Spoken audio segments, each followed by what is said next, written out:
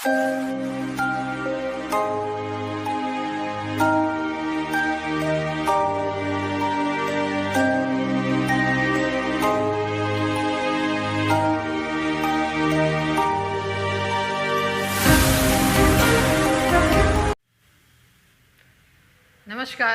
Online classes में सभी का स्वागत है। मैं राजकुमारी शर्मा, आदर्श विद्या मंदिर, सूरज कुमारी गाड़ोदिया से। जो पहले हम लोगों ने वीडियो बनाया वो आप लोगों ने जो देखा था उसमें हमने अधिकारों के बारे में पढ़ा। अधिकारों में अपन ने पहला अधिकार लिया स्वतंत्रता का, समानता का अधिकार। आज अपन जो दूसरा अधिकार है स्वतंत्रता का अधिकार, उसके बारे में अध्ययन करेंगे।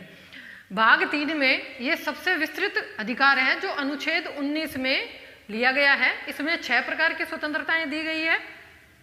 स्वतंत्रता वाला जो अधिकार है वह सबसे विस्तृत है, 450 शब्दों में होने के कारण से ये सबसे अधिक विस्तृत अधिकार कहा गया है, सबसे बड़ा अधिकार है।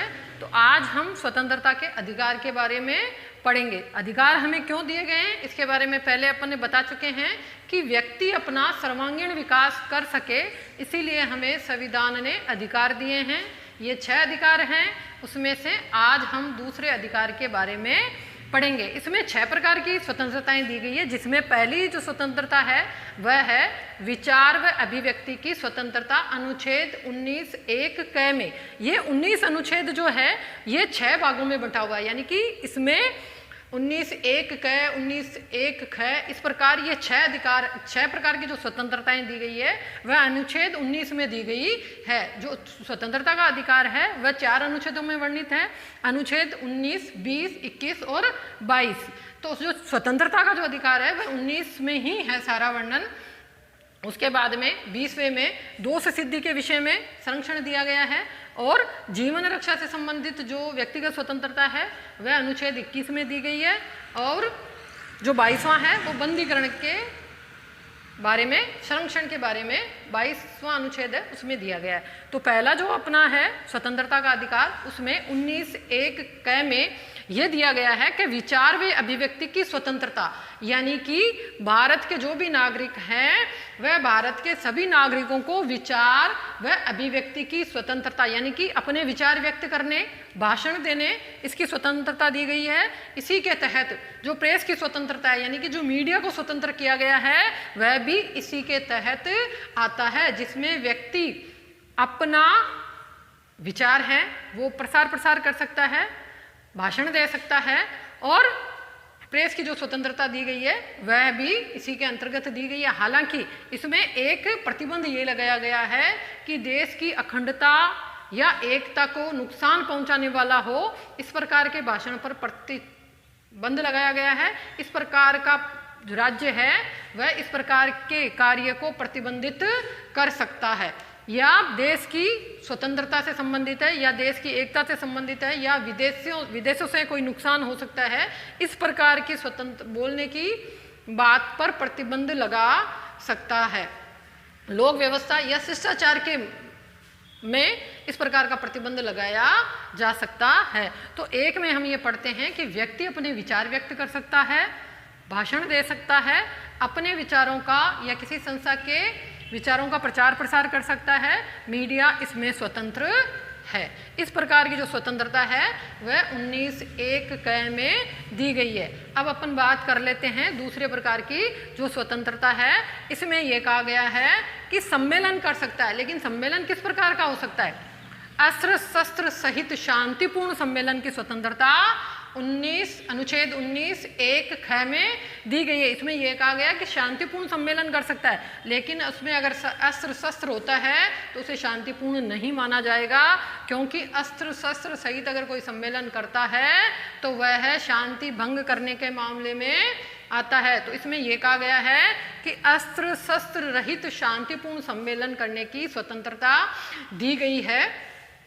ये अनुच्छेद 19(1) ख में वर्णित किया गया है। इसमें भी ये बाद में जो ये अस्त्र शस्त्र सहित इसलिए लिखा गया है ताकि देश की एकता और अखंडता को बनाए रखा जा सके। तीसरा यह है, अब अपन 19(1) ग के अंतर्गत देखते हैं, संघ व समुदाय निर्माण की स्वतंत्रता।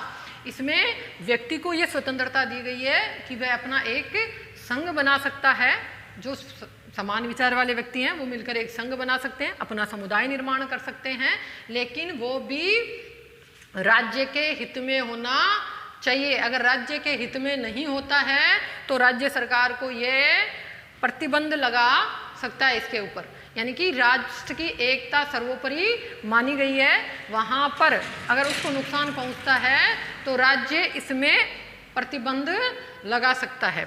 अब अपन बात कर लेते हैं, चौथी जो स्वतंत्रता दी गई है वह है सर्वत्र आने जाने व निवास करने की स्वतंत्रता। क्योंकि भारत जो है क्या है, शक्ति किसमें दी गई है, जनता को, तो जनता को सर्वत्र आने जाने और निवास करने की स्वतंत्रता दी गई है, वह अनुच्छेद 1 के अंतर्गत दी गई है, जिसमें व्यक्ति, इसमें भी प्रतिबंध है कि जो राष्ट्रीय सुरक्षा से संबंधित जो स्थान है वहां पर घूम नहीं सकता है व्यक्ति। मान लो कि इसमें अगर अपन बात करते हैं कि व्यक्ति कहीं पर भी आ जा सकता है ना, लेकिन अगर राष्ट्रीय सुरक्षा को ध्यान में रखते हुए, जैसे सेना से संबंधित है या ऐसे गुप्त जो ठिकाने हैं जो जनता को नहीं देखने चाहिए या जनता के सामने नहीं आने चाहिए, जो कि राष्ट्र की सुरक्षा के लिए अहितकारी होंगे, वहां पर व्यक्ति को जाने की मनाही होगी। राज्य या राज्य सरकार या देश की जो सरकार है वह इस पर प्रतिबंध लगा सकती है।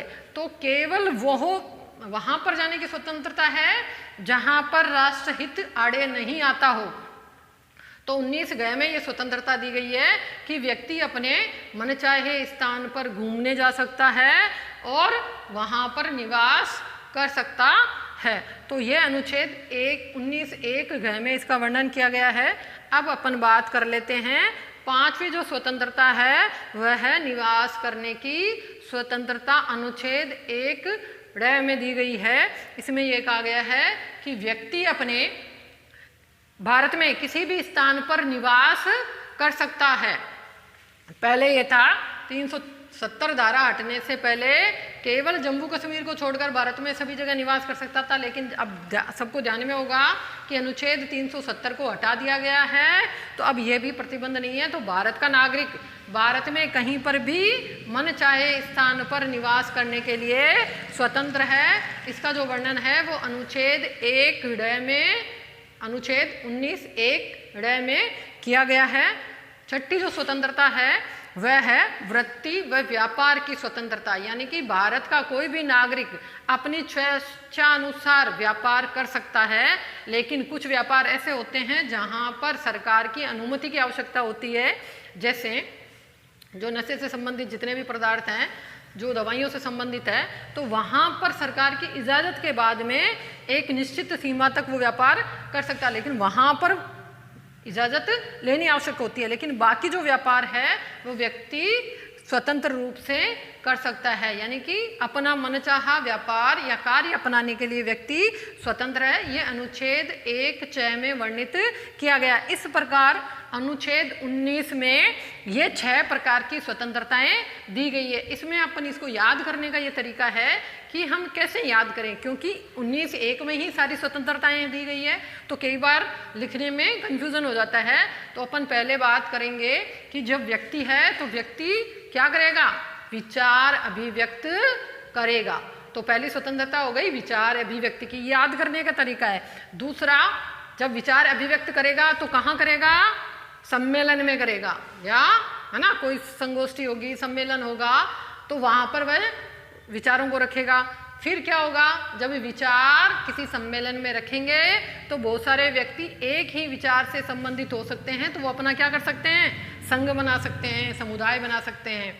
ठीक है, उसके बाद में संघ बन गया तो संघ को, अपने संघ या समुदाय को बढ़ाने के लिए व्यक्ति क्या करेगा, एक स्थान से दूसरे स्थान पर जाएगा, यानी कि वह सर्वत्र आने जाने की स्वतंत्रता होगी। ये चौथी प्रकार की स्वतंत्रता हो गई। और 5वीं प्रकार की स्वतंत्रता, वह वहां पर निवास कर सकता है और उस निवास स्थान पर वह अपना व्यापार कर सकता है। तो याद करने का ये तरीका है कि हम दिमाग में ये रखें कि व्यक्ति होगा वो विचार व्यक्त करेगा, विचार व्यक्त करेगा तो कहाँ करेगा, सम्मेलन में, और सम्मेलन करने के बाद में वो अपना समुदाय बनाएगा, अपने समुदाय को बढ़ाने के लिए वह एक स्थान से दूसरे स्थान पर जाएगा और विभिन्न तरह के कार्य या व्यापार करेगा। तो कुल मिला के ये 6 प्रकार की स्वतंत्रताएं अपने को क्रमबद्ध तरीके से याद हो जाएगी। तो अनुच्छेद 19 के तहत अपन ने 6 प्रकार की स्वतंत्रताएं देखी, इसमें जो छोटे क्वेश्चन आते हैं, वैकल्पिक जो क्वेश्चन आते हैं वो तैयार हो जाते हैं। जैसे सीधा पूछ लिया कि सर्वत्र आने जाने का जो है वो कौन से अनुच्छेद में है, तो अपन इसका आंसर दे सकते हैं। या सीधा पूछ लिया 19(1) घ में क्या है, तो हम आंसर देने योग्य हो जाएंगे। कहने का तात्पर्य यह है कि अपनी जो तैयारी है वो इस प्रकार की होनी चाहिए कि अपने को कहीं से भी कोई सा भी प्रश्न पूछ लिया जाए या कोई सा भी अनुच्छेद पूछ लिया जाए अधिकारों से, तो अपने को ध्यान में तुरंत आ जाना चाहिए कि इस तरह के ये अनुच्छेद हैं। आगे अपन बात करेंगे अनुच्छेद 20 की। अनुच्छेद 20 के तहत ये कहा गया है कि अपराधों के दोष सिद्धि के विषय में संरक्षण दिया गया। इसमें व्यक्ति को ये कहा गया है कि व्यक्ति को जब तक दोषी नहीं ठहराया जाएगा जब तक कि उसने अपराध के समय लागू किसी कानूनों का उल्लंघन नहीं किया हो। अनुच्छेद 1 में ये वर्णित, अनुच्छेद 20 में जो पहला बिंदु है ये है कि व्यक्ति को तब तक अपराधी घोषित नहीं किया जाएगा जब तक कि उसने उस समय किसी कानून का उल्लंघन किया, यानी कि उस समय कोई कानून अगर लागू किया गया है और उसका उसने उल्लंघन नहीं किया है तो उसको उस समय तक दोषी नहीं ठहराया जाएगा। यानी कि कहने का तात्पर्य यह है कि व्यक्ति को उसी समय जो अपराध है या कानून है उस कानून का अगर उसने तोड़ा नहीं है तब तक उसको हम अपराधी घोषित नहीं कर सकते। दूसरा है किसी व्यक्ति को एक अपराध के लिए केवल एक बार ही सजा का प्रावधान किया जाएगा। मान लो उस व्यक्ति ने जब किसी कानून को तोड़ा, उसने उस कानून को तोड़ने के एवज में सजा प्राप्त हुई, लेकिन जैसे ही वो बाहर निकला होगा या सजा समाप्त हुई होगी, कानून कोई दूसरा बन गया तो उसे दोबारा उसका पनिशमेंट नहीं मिलेगा। तीसरा है किसी व्यक्ति को अपराध करने के समय जितनी सजा का प्रावधान है उतनी ही सजा उसे दी जा सकती है। इस प्रकार ये दोष सिद्धि के संरक्षण में ये 3 प्रकार की जो प्रावधान किए गए हैं वो अनुच्छेद 20 में किए गए हैं। इसमें व्यक्ति को संरक्षण दिया गया। मान लो कि है ना 5 साल पहले कोई कानून बना और उस समय उसने उन कानूनों का उल्लंघन किया और उसकी सजा उसे मिल गई, लेकिन जैसे ही वह बाहर आता है या बाद में कोई कानून दूसरा आ जाता है तो उसे दोबारा पनिशमेंट नहीं किया जाएगा, क्योंकि उस समय जो कानून था उसके तहत उसने क्या किया, वो पनिशमेंट पूरी कर ली। अब आते हैं आज अपन बात कर लेते हैं अनुच्छेद 21 की। अनुच्छेद 21 में ये कहा गया है कि जीवन रक्षा व व्यक्तिगत स्वतंत्रता का संरक्षण किया गया है। इसमें व्यक्ति को जीवन रक्षा और अपनी जो व्यक्तिगत स्वतंत्रताएं हैं वो दी गई है। 44वें संविधान संशोधन के तहत इसे और अधिक कठोरता से लागू किया गया है। जैसे राष्ट्रपति जब आपातकाल लागू करते हैं तो उस समय जीवन रक्षा वाला जो अनुच्छेद है 21(1) वह निरस्त नहीं होगा। ये सबको ध्यान में होगा। जब राष्ट्रपति के अधिकार पढ़ते हैं अपन तो उसमें यह कहा गया है कि आपातकाल के दौरान जितने भी जो अधिकार होते हैं वो क्या हो जाते हैं, मौलिक अधिकार निरस्त हो जाते हैं। लेकिन इसमें यह प्रावधान कर दिया गया है कि जो व्यक्तिगत स्वतंत्रता है या जीवन रक्षा का जो अधिकार है वह राष्ट्रपति के आपातकाल के दौरान भी समाप्त नहीं होगा। अब 1978 के बाद में ये हमेशा के लिए लागू हो गया। इसे आपातकाल के दौरान भी नहीं हटाया जा सकता है। अब आगे अपन बात करते हैं अनुच्छेद 22 की। बंदीकरण में संरक्षण अनुच्छेद 22 के तहत इसके अनुसार व्यक्ति को, यानी कि अगर किसी व्यक्ति को बंदी बनाया जा रहा है तो उसे ये जानने का अधिकार है कि उससे किस अपराध के लिए बंदी बनाया गया। यानी कि बिना उसको जानकारी के, मान लो अगर कोई आता है घर पे उसे पकड़ने के लिए या गिरफ्तार करने के लिए, तो व्यक्ति को ये जानने का अधिकार होगा कि उसे किस अपराध के बारे में या कौन सा अपराध उसने किया है जिसके तहत उसे बंदी बनाया जा रहा है। दूसरा 24 घंटे के अंतर्गत, यानी कि 24 घंटा होने से पूर्व उसे न्यायाधीश के सामने प्रस्तुत करना होगा। और अगर वह मान लो व्यक्ति को गिरफ्तार कर लिया और 2 दिन तक पकड़े बैठाए रखा तो ये सही नहीं है। उसमें ये प्रावधान किया गया है कि व्यक्ति को अगर गिरफ्तार कर लिया भी गया है तो 24 घंटे के भीतर उसे न्यायाधीश के सामने उपस्थित करना होगा। अगर व्यक्ति वहां पर दोषी पाया जाता है तो आगे कार्रवाई होगी, अगर दोषी नहीं पाया जाता है तो उसे छोड़ दिया जाएगा। यानी कि बिना मतलब का यहाँ उसे परेशान होना नहीं पड़ेगा। इसके अंतर्गत ये संरक्षण दिया गया है। और तीसरा ये है कि बंदी में संरक्षण किनको दिया गया? अगर कोई विदेशी है ना, विदेशी नागरिक है या कोई ऐसा व्यक्ति है जिसे बंदी बना लिया गया है कि आने वाले समय में ये कुछ गड़बड़ कर सकता है, तो उन पर ये कानून लागू नहीं होता है। जब तक मान लो एक आता है बंदी निवारक नजरबंदी के तहत जो व्यक्ति को गिरफ्तार किया जाता है उसके साथ ये नियम लागू नहीं होते हैं, या किसी विदेशी व्यक्ति को किसी संज्ञा की दृष्टि से गिरफ्तार कर लिया जाता है तो उस व्यक्ति के साथ इस प्रकार का नियम लागू नहीं होगा। बाकी जो भारत के जितने भी जो नागरिक हैं उनको ये जानने का अधिकार होगा कि उन्हें क्यों गिरफ्तार किया जा रहा है, और गिरफ्तार करने के बाद में या बंदी बनाने के बाद में 24 घंटे के भीतर उसे न्यायालय में उपस्थित किया जाना आवश्यक होगा, ताकि ये पता लगाया जा सके कि वास्तव में वह व्यक्ति जिसको गिरफ्तार किया गया या बंदी बनाया गया है वह वास्तव में अपराधी है या नहीं है। अपराधी होगा तो आगे कार्रवाई की जाएगी, सजा का प्रावधान होगा। अगर अपराधी नहीं है तो उसे रिहा कर दिया जाएगा। इस प्रकार आज अपन अनुच्छेद 19, 20, 21 और 22 जो स्वतंत्रता का अधिकार है, सबसे विस्तृत अधिकार है, उसके बारे में पढ़ा।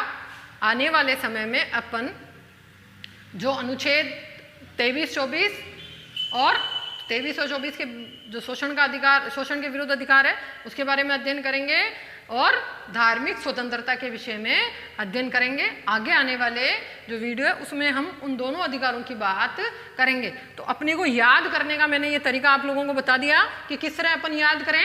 तो ये 6 स्वतंत्रताएं एक साथ याद कर लें, और ये जो 3 प्रकार की जो स्वतंत्रताएं दी गई है वो अपने आप में अलग से हैं, इसमें शामिल नहीं है। ये स्वतंत्रताएं जो है वह 6 अलग 19 में दी गई है, जबकि 20वें में अपराधों के दोष सिद्धि के विषय में है, जीवन रक्षा वाला अनुच्छेद 21, और बंदीकरण के विषय में जो संरक्षण है वह अनुच्छेद 22 के तहत दिया गया। इस प्रकार जो स्वतंत्रता का जो अधिकार है वो 4 अनुच्छेदों में है, 19, 20, 21 और 22। इस प्रकार जो ऑब्जेक्ट टाइप क्वेश्चन है वो भी अपने तैयार हो जाते हैं, और बड़े जो क्वेश्चन होते हैं वो भी तैयार हो जाते हैं। एक इसमें शब्द आता है बंदीकरण में संरक्षण, इसमें आता है नजरबंदी निवारक।